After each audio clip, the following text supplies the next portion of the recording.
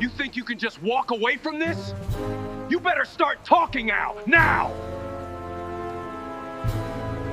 July 7th, 1946.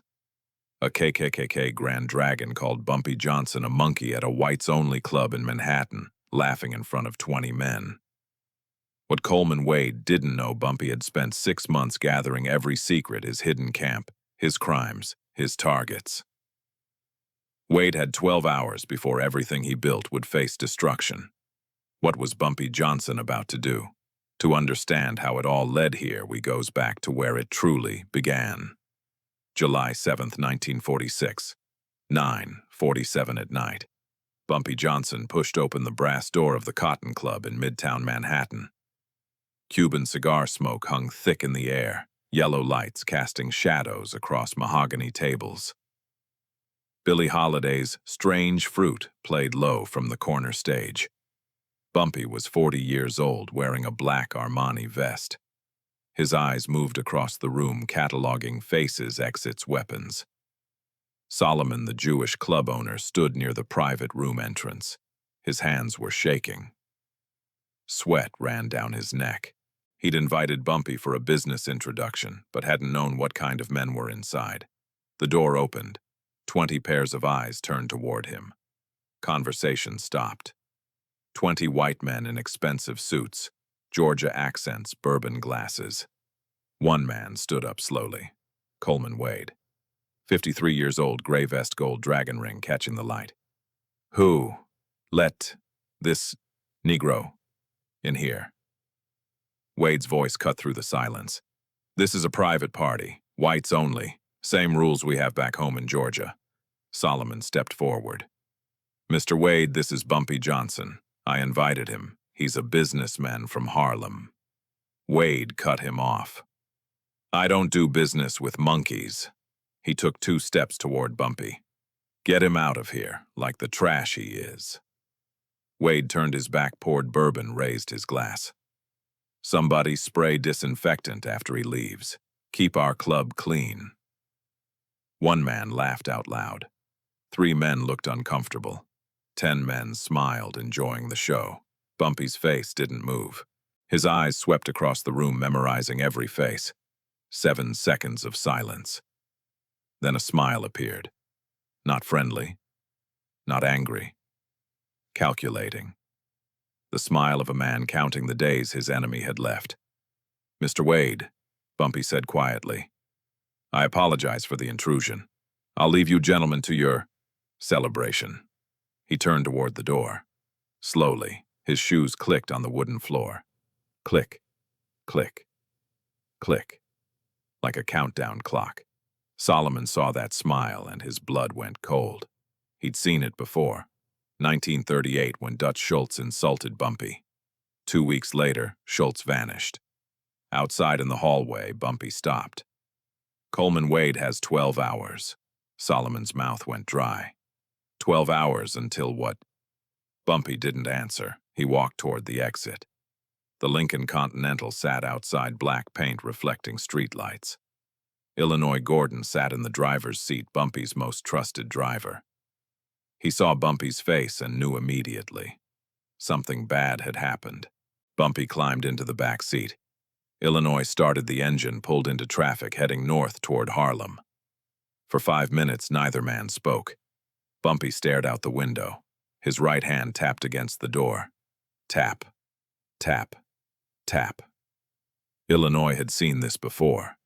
When Bumpy tapped like that, someone was about to have a very bad week. The memory came unbidden.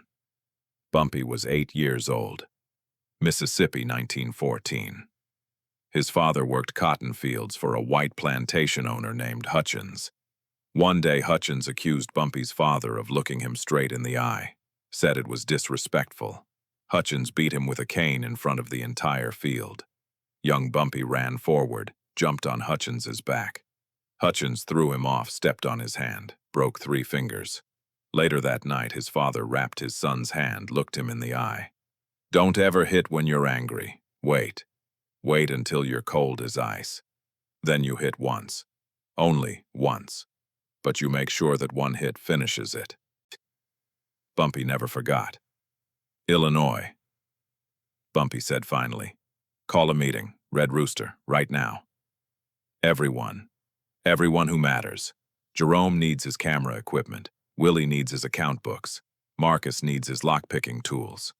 Boss, we going to war? No, Bumpy said, and that cold smile appeared again. We're going to make them disappear. By 10:30 that night, 10 men sat around a table in the private room at the Red Rooster. One light bulb hung from the ceiling. Cigarette smoke drifted. A map of New York covered one wall. Bumpy stood at a chalkboard writing, Coleman Wade, and 6:00 in the morning, deadline. Illinois Gordon, Jerome the photographer, Willie Jackson with his accounting books, Marcus the locksmith, Raymond Lewis, who controlled 100 street operatives across 3 boroughs. Bumpy turned to face them. I need everything about this man before 6 in the morning. Not pieces. Everything. He pointed at Illinois. Find out what he does in New York, who he meets, where he goes, every detail. Willie. Follow the money, every dollar, every account, every business. Jerome. Camera, telephoto lens, listening equipment. I need photographs and recordings. Marcus. His office downtown, 7th floor. Get inside. Get into his safe. Raymond. Activate everyone, every person we have in Manhattan, Brooklyn, New Jersey. Put 100 eyes on this man. Willie spoke up. Boss, what did he do to you? Bumpy was silent for 5 seconds. He called me a monkey, in front of 20 men. The room went still. Willie closed his eyes.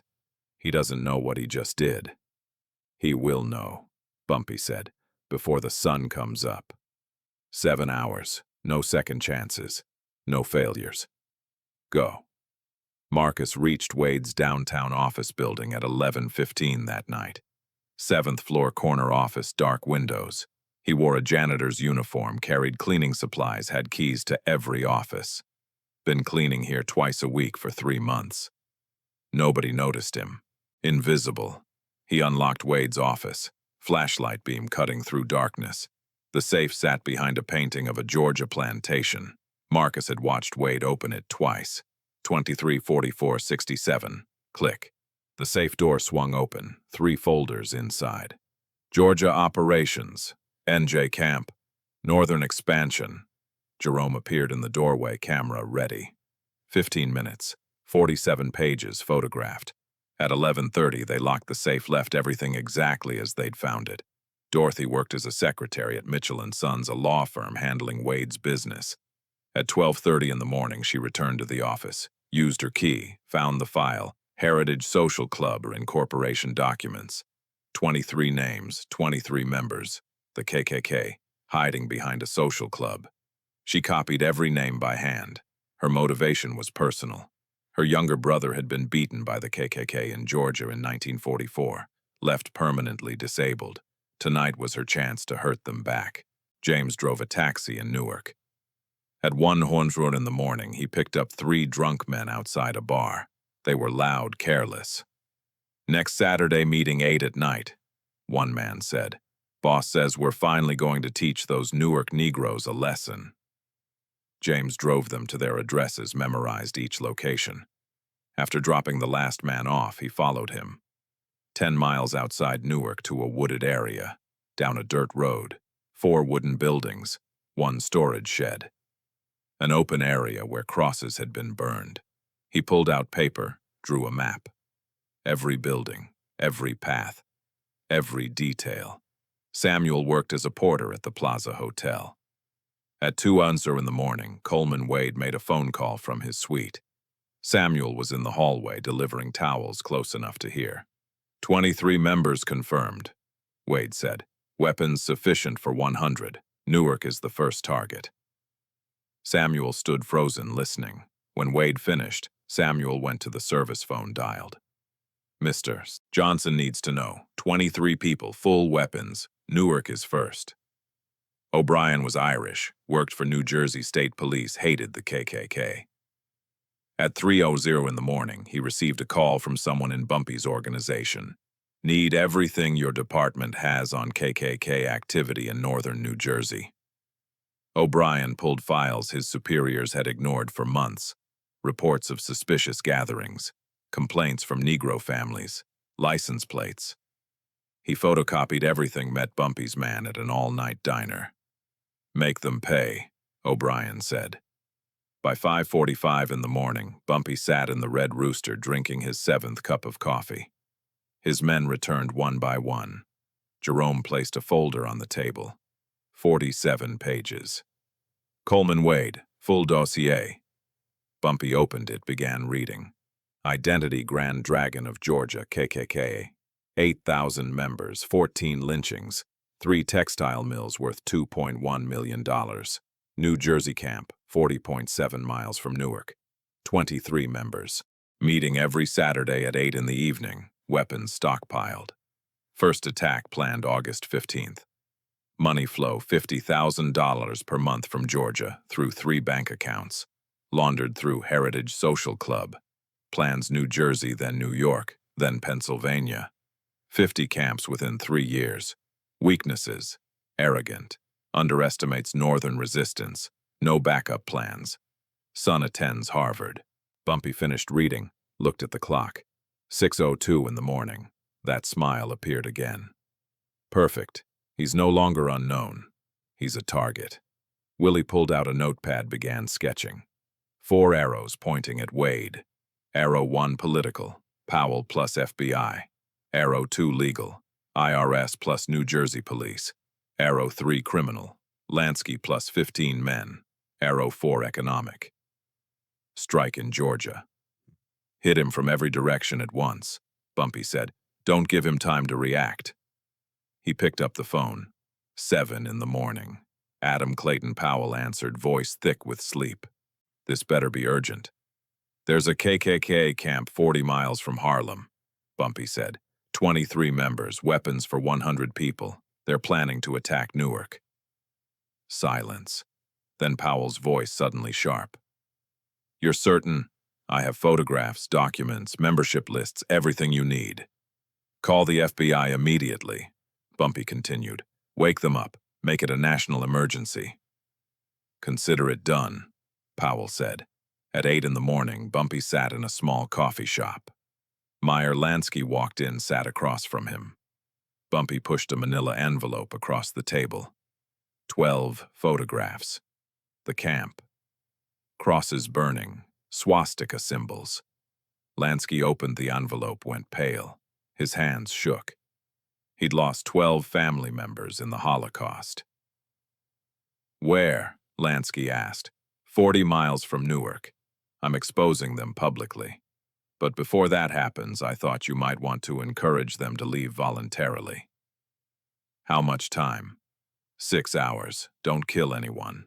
Dead Klansmen become martyrs. Scared Klansmen become nothing. 15 of my best men, Lansky said. Bugsy will lead them. At 9 in the morning, Bumpy made his 3rd call. Angela Morrison, investigative reporter for Harper's Magazine. Her husband had died at Normandy. I have evidence of KKK network building in the north, Bumpy said. Complete documentation. How reliable? CIA-level reliable. I need you to publish immediately. Don't wait. Run it as breaking news. If this is what you say it is, she replied, I'll have it in print within 48 hours. The wheels were in motion. Washington, D.C., 9:30 in the morning. J. Edgar Hoover stood in his office listening to Adam Clayton Powell on the phone. He hung up, shouted for his assistant. Get me Agent Mitchell, New Jersey. Departure immediate. 3 cars, 12 FBI agents, estimated arrival 4:00 in the afternoon. Atlanta IRS field office 10:00 in the morning. An anonymous package arrived containing photocopies of Coleman Wade's tax returns and evidence of money laundering. Start a full audit on Coleman Wade, priority highest level. Newark, 10:15 in the morning. Marcus Freeman stood in a union hall looking at $5,000 in cash and a folder containing 3 years of labor violations at Wade's textile mills. Today is the day we've been preparing for. New Jersey, 10:30 in the morning. Bugsy Siegel sat in the lead car of a 5-vehicle convoy. 15 men all armed. Destination KKK camp. Arrival 4:00 in the afternoon. Back at the Red Rooster, Bumpy stood at the window. A glass of whiskey sat on his desk untouched. Wade has 6.5 hours left as Grand Dragon, he said quietly to Illinois. 6.5 hours of feeling powerful. 6.5 hours before everything collapses. And he has no idea it's coming. No idea it all started because he called someone a monkey. The phone rang. Lansky. We've departed. So has the FBI, Bumpy replied. Who arrives first? You will. I calculated the timing. Bumpy hung up. It's done. Every piece is moving. Wade can't stop what's coming because he doesn't know it exists. 40 miles outside Newark, 4:00 in the afternoon. 23 men in KKK robes gathered at their camp. Coleman Wade stood in the center telling the story of the Cotton Club, how he'd put that Negro Bumpy Johnson in his place. The men laughed, slapped him on the back. None of them knew. 15 men were approaching. FBI agents were 30 minutes behind. Newspaper reporters had the story. IRS agents were reviewing documents. Georgia workers were preparing to strike. All of it converging on this single point. A sound in the distance. Engines. You hear something? One man asked. Probably animals, another replied. The sound grew louder. 5 black cars appeared through the trees, driving fast, kicking up dust. They stopped. 15 men in suits stepped out. Thompson's submachine guns. Cold faces. The lead man walked forward slowly, looking at the 23 white robes with contempt. The KKK camp sat in afternoon shadows, red light filtering through pine trees. 23 men in white robes stood frozen, staring at 15 men in black suits who'd appeared like ghosts. Bugsy Siegel stepped forward. 35-year-old scar running down his left cheek, Thompson's submachine gun held casually in both hands. He looked at the Klansman with cold contempt. You're the gentleman I've been hearing about. Coleman Wade found his voice. Who are you people? This is private property. Bugsy smiled, not a friendly smile. Private property. You have building permits for these structures, licenses for the weapons you're storing. Though. One of the Klansmen, a man named Billy, reached for his pistol. Frankie Two-Gun Malone shot it out of his hand before he could draw. Bang, the pistol flew 10 feet, landed in the dirt. Anyone else want to try? Frankie asked. 10 seconds of silence. Absolute silence. The kind of silence that comes when men realize they've badly miscalculated. What happened next broke something fundamental in the Klansmen. Bugsy's men began distributing envelopes. 23 envelopes. One for each man. Open them, Bugsy said. Trembling hands tore open paper. Inside each envelope, photographs. Photographs of their homes in Georgia. Photographs of their wives gardening taken yesterday. Photographs of their children at school. Photographs of their parents. Everything. Everyone. We know everything, Bugsy said quietly. 23 faces went pale. One man vomited. Another started crying. Billy stared at a photograph of his 2-year-old daughter playing in their backyard. How is this possible? Bugsy's voice was ice. You thought you were invisible wrong. We've been watching you for 3 months. We know what you eat. We know who you sleep with. We know how much you owe. We know who's giving you orders. Wade found his voice tried to sound authoritative. We have connections.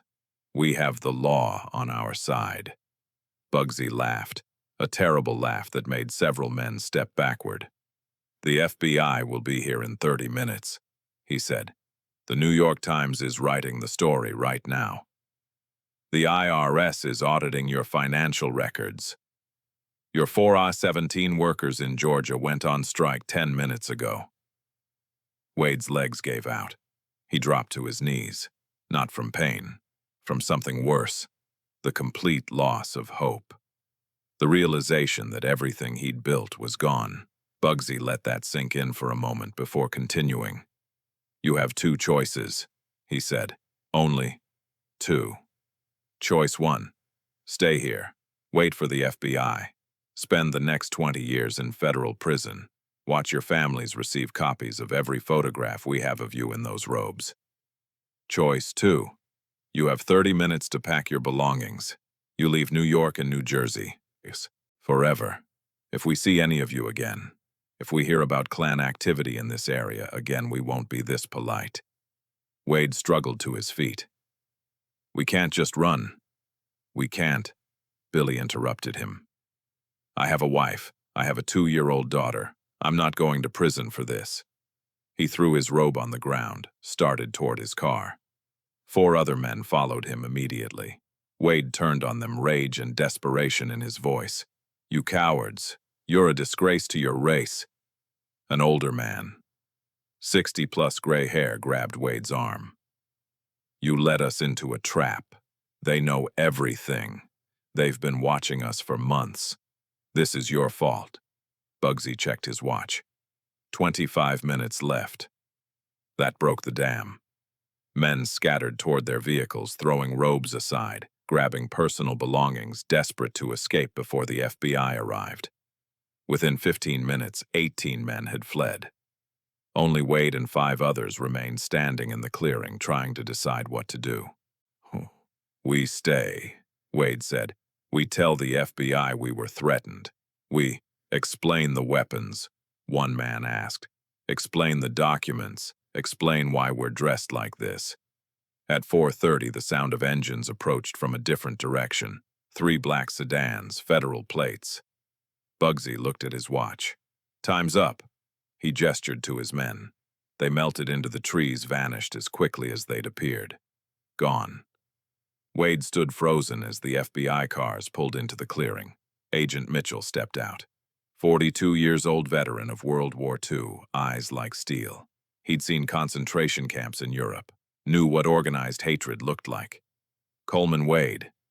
Wade tried to compose himself. Yes, I'm Coleman Wade. We were just... You're under investigation for organized terrorism, Mitchell said, cutting him off. He pointed at the burned crosses. The FBI has been monitoring this organization. He pointed at the storage building. Illegal weapons stockpiling. Wade tried desperately.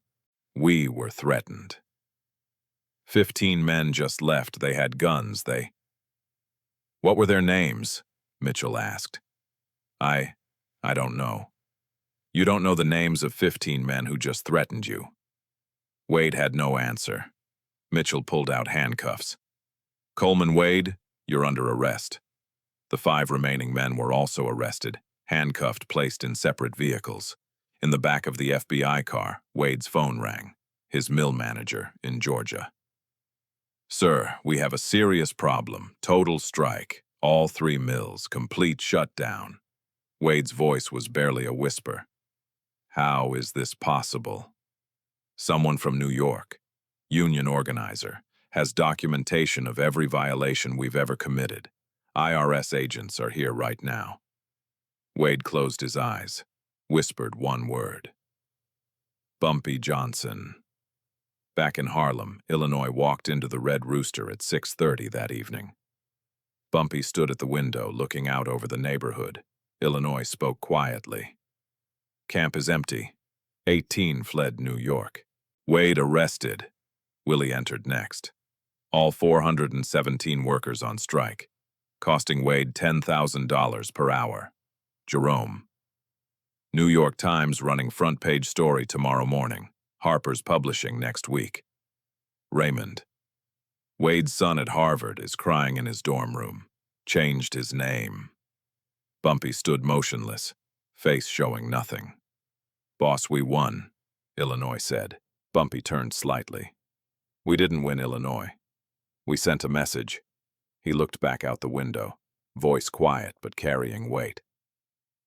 Wade thought power came from fear, from violence, from racial privilege. He was wrong. Power comes from information, from patience, from knowing your enemy's weaknesses. He had weapons. He had money. He had the law in Georgia, but he didn't have eyes and ears everywhere. While he slept, we gathered. While he laughed, we prepared. While he insulted, we moved into position to destroy. The phone rang. Bumpy picked it up.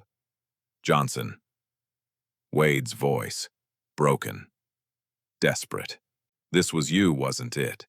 Bumpy's voice was calm. I don't know what you're talking about. The FBI, the strike, the IRS, all on the same day. That's not coincidence. The world is mysterious, Mr. Wade. Wade's voice cracked. What do you want, money? I'll stop everything. Just make it stop. Bumpy's voice went cold.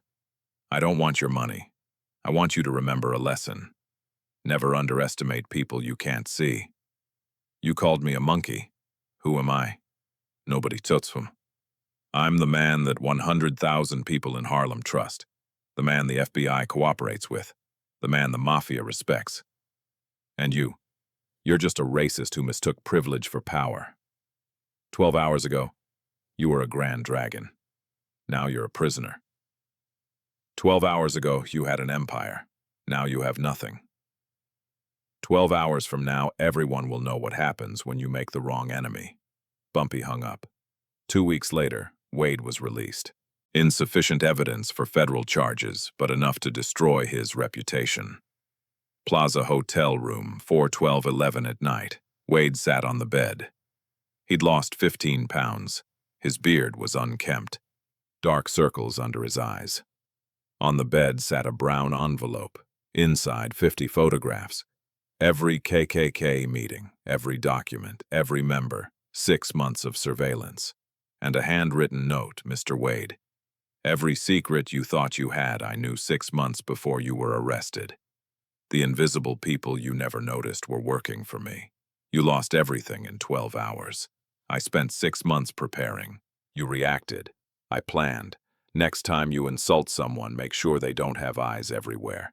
The friend you called a monkey. Wade collapsed. For the first time in 30 years, he felt something he'd never experienced. Fear. Not fear of death. Fear of being seen. Fear of being watched constantly with no escape. The phone rang. His former KKK associates in Georgia. Wade, the Grand Council met. You've been removed from leadership. You exposed the organization. You made us all targets. Wade sat in the darkness. Didn't turn on the lights. Didn't move. He'd arrived in New York like an emperor. Thought racial superiority was armor. Thought privilege was protection. Thought he could insult a Negro without consequences. He was leaving as nothing. A broken man. A cautionary tale. And the man who destroyed him, Wade had never even seen him coming. 6 months passed. The wreckage of Coleman Wade's empire became visible. January 1947. Wade sold his 3 textile mills for 40% of their value. The IRS seized $400,000 in back taxes. His son at Harvard changed his name to Thompson.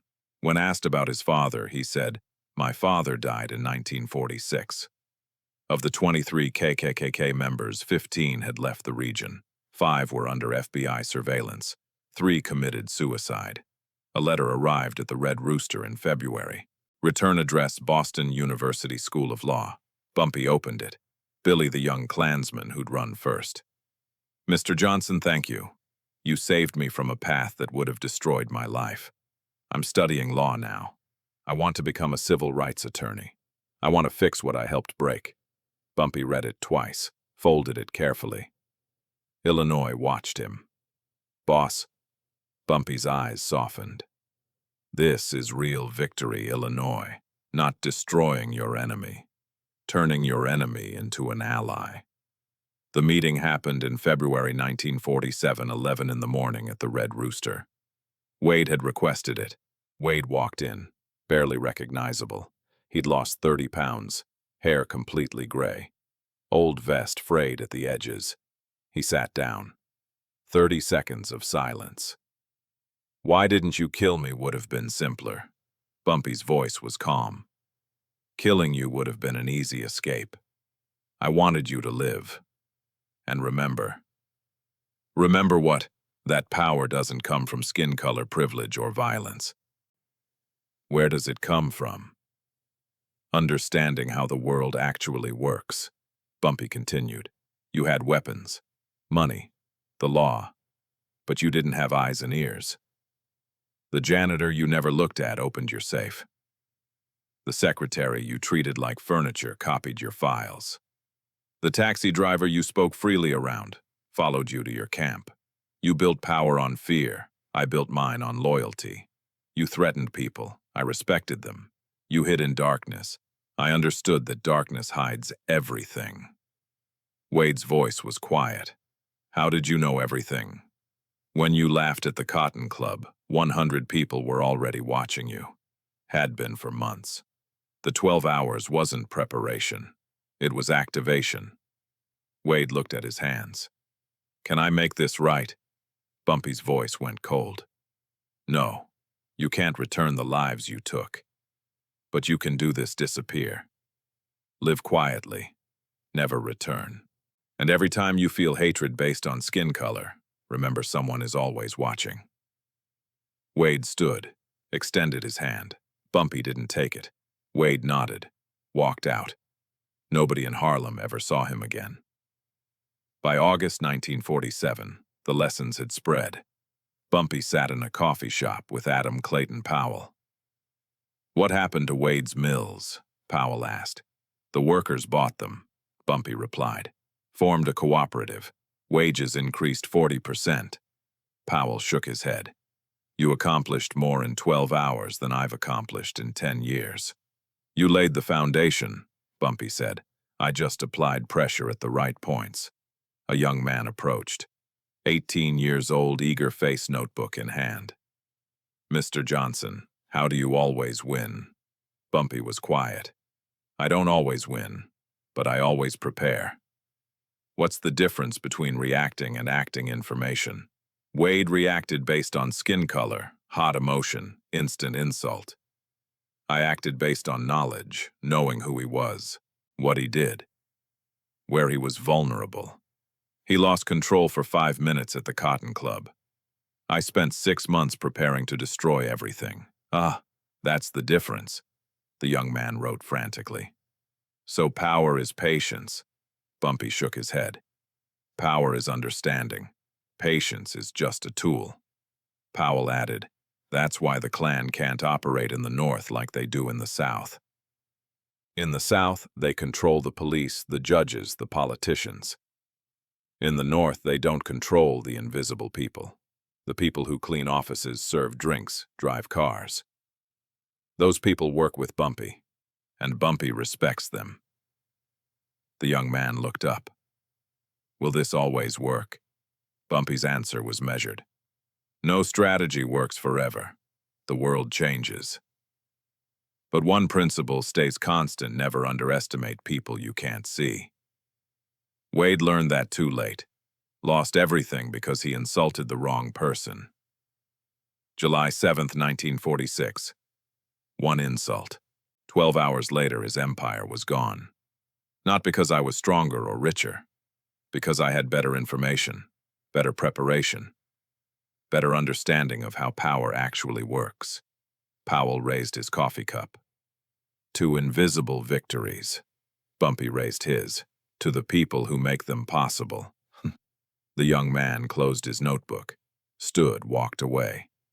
He'd learned something they didn't teach in schools. Real power doesn't announce itself. Real power operates in silence. The people who clean the offices. The people who answer the phones. The people who see everything and say nothing. Until someone like Bumpy Johnson asks them to speak. Then empires fall in 12 hours.